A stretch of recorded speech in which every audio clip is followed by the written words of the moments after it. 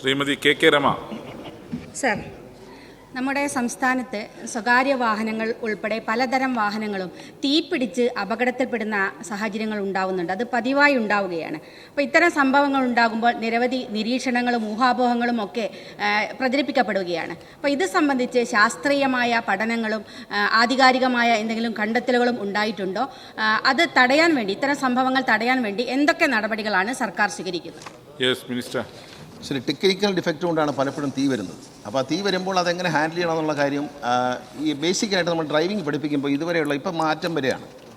നമ്മളെന്താണ് വണ്ടിയുടെ മെക്കാനിസം, അതിൻ്റെ ക്ലച്ചിൻ്റെ മെക്കാനിസം, ഗിയറിൻ്റെ മെക്കാനിസം എന്താണ്, അതിൻ്റെ ഇലക്ട്രിക്കൽ സർക്യൂട്ട് എങ്ങനെയാണ്, ഇതൊന്നും ഡ്രൈവിംഗ് പഠിപ്പിക്കുന്ന ആളെ പഠിപ്പിക്കാറില്ല. അപ്പോൾ വണ്ടി നമ്മൾ ഓടിച്ചു പോകുക എന്നുള്ളതല്ലാതെ സാങ്കേതികമായി നമുക്കിതിനെപ്പറ്റി ഒന്നും അറിയത്തില്ല. അപ്പോൾ സാങ്കേതികമായൊരു പ്രശ്നം ശ്രദ്ധയിൽപ്പെട്ടാൽ അത് പരിഹരിക്കാൻ വണ്ടി ഉടമ തന്നെ ശ്രമിക്കണം. പലപ്പോഴും ഇത് വരുന്നത് ഈ തീ പിടിക്കുന്നതെല്ലാം ഫ്രിക്ഷനാണ്, വണ്ടിയിലുണ്ടാകുന്ന ചില ഫ്രിക്ഷൻസാണ്.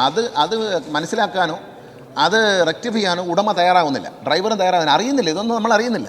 പുക വരുമ്പോഴാണ് നമ്മൾ അറിയുന്നത്. എന്നാൽ പുക വരുമ്പോൾ പുറത്തേക്ക് ചാടി ഇറങ്ങാനല്ല, നമുക്ക് വേറെ ഒന്നും ചെയ്യാൻ അറിയില്ല. അപ്പോൾ അതുകൊണ്ട് അത്തരം കാര്യങ്ങൾ കൂടി ഡ്രൈവിംഗ് പരിശീലനത്തിൻ്റെ ഭാഗമാക്കി മാറ്റും.